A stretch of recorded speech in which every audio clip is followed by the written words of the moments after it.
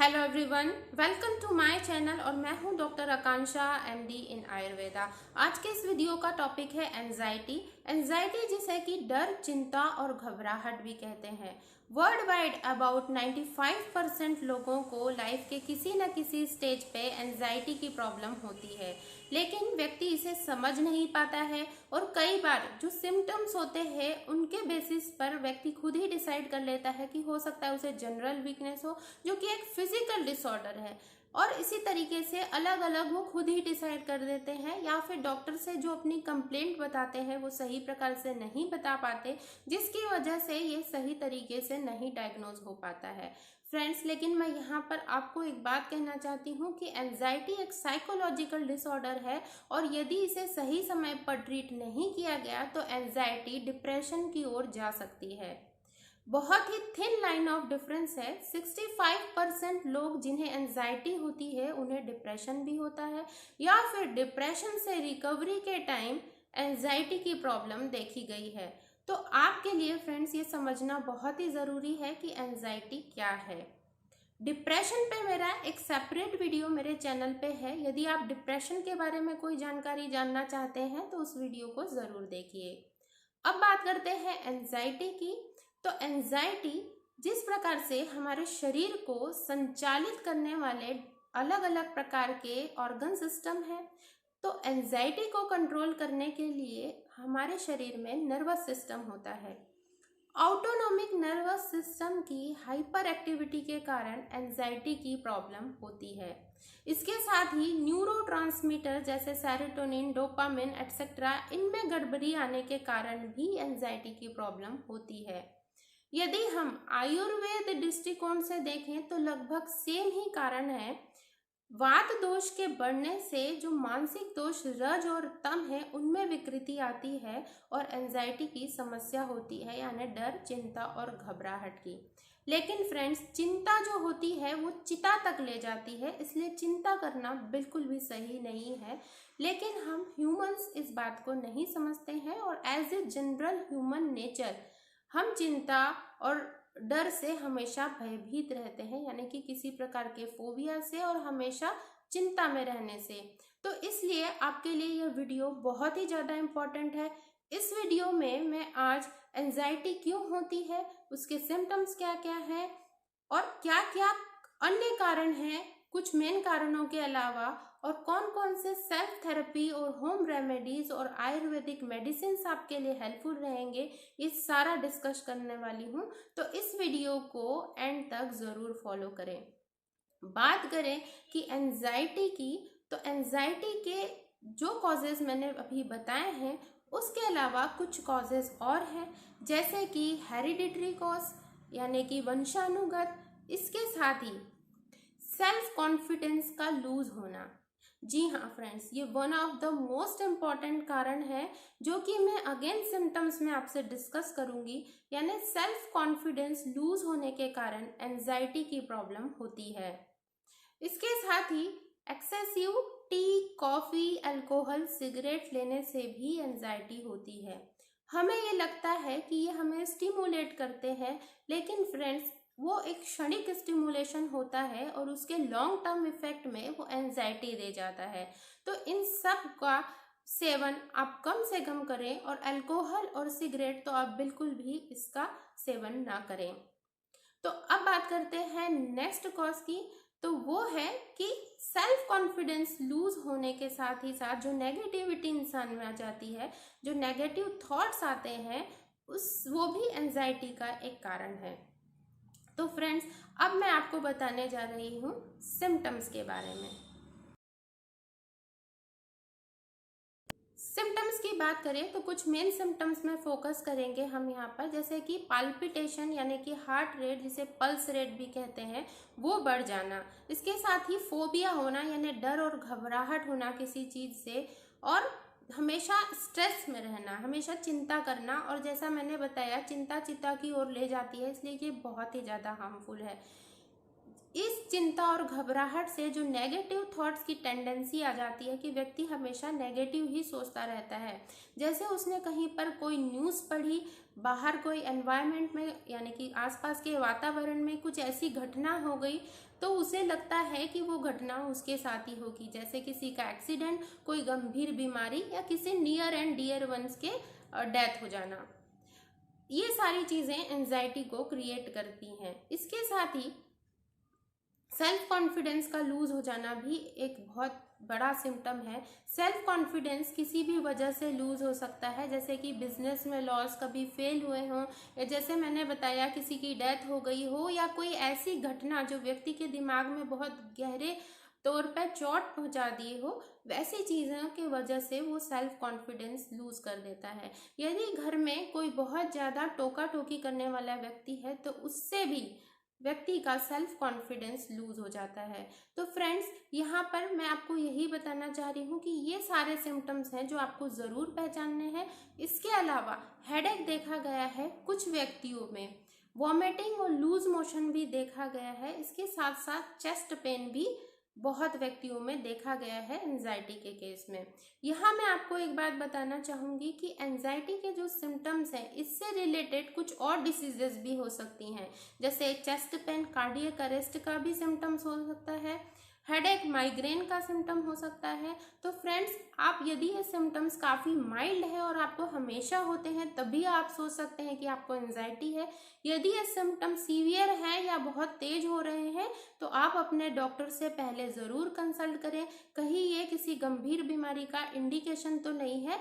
इसके लिए बहुत सारे इन्वेस्टिगेशंस होते हैं related to heart, related to brain and any other system जिसके भी सिम्टम्स आपको हो रहे हैं।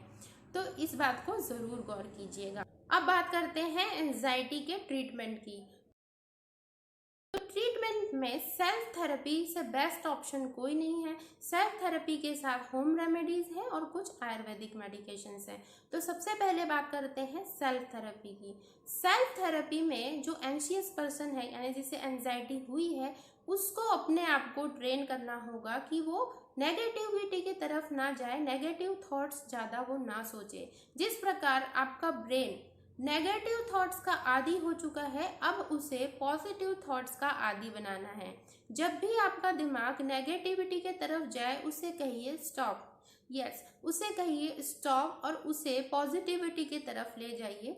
कुछ क्रिएटिव करिए, अपने हॉबी को फॉलो करिए, आप जिस भी एज के हों, क्योंकि ऐसा करने से आप बिजी रहेंगे, और जब व्यक्ति बिजी रहता है तो एंजाइटी की प्रॉब्लम उसे नहीं होती है। इसके साथ ही आपको अपने डाइट को अच्छे तरीके से डाइट के रेस्ट्रिक्शंस कुछ फॉलो करने पड़ेंगे, जैसे कि वात दोष बढ़ाने वाले डाइट को फॉलो नहीं करना है, जिसमें आते हैं ठंडे पदार्थ और कुछ रुक्ष पदार्थ, यानी जिसे हम ड्राई चीज़ें कहते हैं।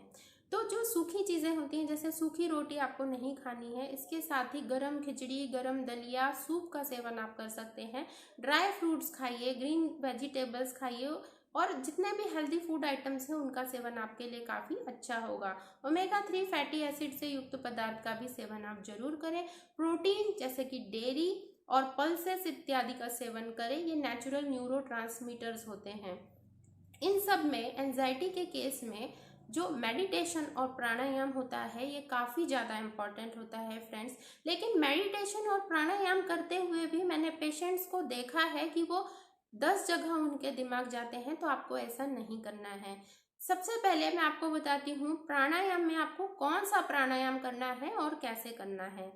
प्राणायाम में आपको कुंभक प्राणायाम करना है, और कुंभक प्राणायाम करते समय आपको अपने ब्रीदिंग पे ध्यान लगाना है।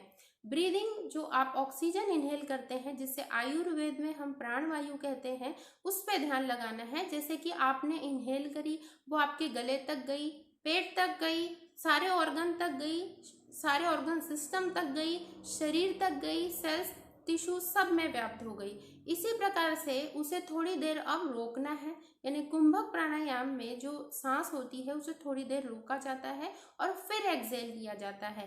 एक्सेल करने के समय भी आपको ऑक्सीजन, जो आपने प्राणवायु ली थी, वो अब आपके शरीर में जाके कार्बन डाइऑक्साइड बन चुकी है, और अब उस पर आपको ध्यान लगाना है कि जो कार्बन डाइऑक्साइड बन गई है उसे अब हम बाहर निकालेंगे। तो अगेन सेल्स टिश्यूज लेवल से लेके ऑर्गन सिस्टम, आपके पेट, आपका गला और फिर बाहर, इस तरीके से जब आप अपनी सांस पे ध्यान लगाते हैं तो आपका दिमाग विभिन्न तरीके की चीज़ों पर नहीं जाता है और इससे कंसंट्रेशन मेंटेन होता है और एंजाइटी में भी काफ़ी हेल्प मिलती है।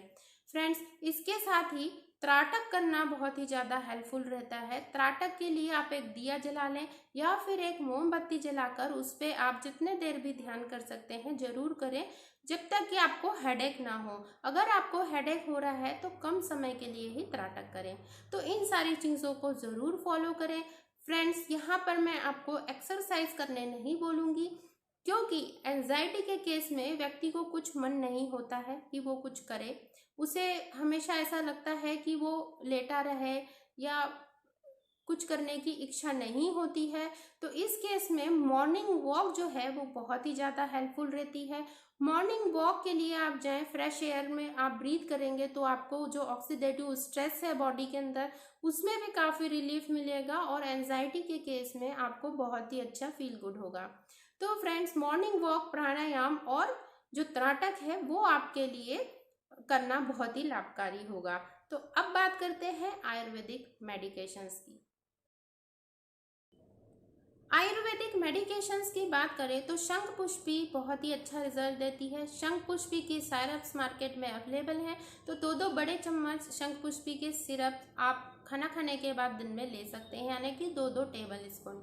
लेकिन फ्रेंड्स, अगर आप डायबिटिक या प्री डायबिटिक कंडीशन में हैं तो सिरप का प्रयोग ना करें, क्योंकि उसमें शुगर कंटेंट होता है जो कि आपको हार्मफुल इफेक्ट्स दे सकता है। उस केस में आप शंखपुष्पी का चूर्ण लीजिए 2.5 ग्राम्स, जटामासी चूर्ण लीजिए 2.5 ग्राम्स, उससे मिक्स करके उसमें हनी मिक्स करिए और दिन में 2 बार आप खाना खाने के बाद इसका सेवन कर सकते हैं। यानी कि ये टोटल जो चूर्ण की क्वांटिटी हो गई, ये 5 ग्राम्स हो गई और दिन में 2 बार आपको इसे लेना है खाना खाने के बाद। अश्वगंधा के टैबलेट्स, कैप्सूल, और अश्वगंधा कई फॉर्म में मार्केट में अवेलेबल है। तो आप 2-2 कैप्सूल या 2-2 टैबलेट आप खाना खाने के बाद इसका सेवन कर सकते हैं। फ्रेंड्स, ये सारे हर्ब्स जो हैं वो एज ए नर्वाइन टॉनिक काम करते हैं और हमारे ब्रेन के लिए काफ़ी ज़्यादा अच्छे होते हैं और एंजाइटी में बहुत ही लाभ देते हैं। इसके साथ ही महाकल्याणक घृत जो होता है वो 2-2 चम्मच आप 2-2 टीस्पून आप दिन में 2 बार खाना खाने के बाद इसका सेवन कर सकते हैं। इसमें एंजाइटी के केस में हेड मसाज काफ़ी ज़्यादा बेनिफिशियल होती है। हेड मसाज के लिए आप जो है एसेंशियल ऑयल का प्रयोग कर सकते हैं, लेकिन एसेंशियल ऑयल को आपको 4 से 5 बूंद ही लेना है और जो भी ऑयल से आप हेड मसाज करते हैं उसमें मिक्स करना है और फिर लगाना है, क्योंकि एसेंशियल ऑयल होते हैं वो काफ़ी तीक्ष्ण होते हैं और उन्हें सिर्फ ड्रॉप के फॉर्म में ही यूज़ करना अच्छा होता है। तो आप एसेंशियल ऑयल जैसे कि लेवेंडर ऑयल जो होता है वो काफ़ी हेल्पफुल होता है एंजाइटी के केस में, वो मिक्स करके आप हेड मसाज किया करिए। लेकिन फ्रेंड्स, कुछ लोगों को एसेंशियल ऑयल सूट नहीं होता है तो वो प्लेन ऑयल जिससे भी हेड मसाज करते हैं उससे कर लें। यदि आपको टेस्ट करना है कि एसेंशियल ऑयल आपको सूट होता है कि नहीं, तो आप एक ड्रॉप अपने हैंड पे लीजिए और उसे स्मेल करिए थोड़ी देर, उसे इस तरीके से मसाज करके छोड़ दीजिए। आप इसे स्मेल करते रहिए और यदि आपको हेडेक की प्रॉब्लम होती है या आपको ऐसा लगता है कि वो तीक्ष्ण है, आपको सूट नहीं कर रहा है, तो उसे नहीं मिक्स करिए, अन्यथा आप उसे मिक्स करेंगे तो बहुत ही ज़्यादा बेनिफिशियल होगा। तो फ्रेंड्स, आप इन सब चीज़ों को फॉलो कर सकते हैं और एंजाइटी के केस में आप उससे छुटकारा पा सकते हैं।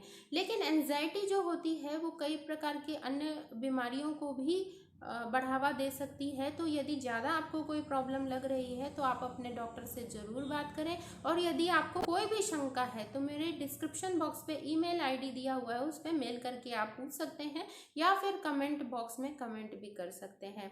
अगर आपको मेरा ये वीडियो पसंद आया है तो इसे लाइक करें, मेरे चैनल को सब्सक्राइब करें और फ्रेंड्स के साथ इसे ज़रूर शेयर करें। स्वस्थ रहें, सुरक्षित रहें। नमस्कार।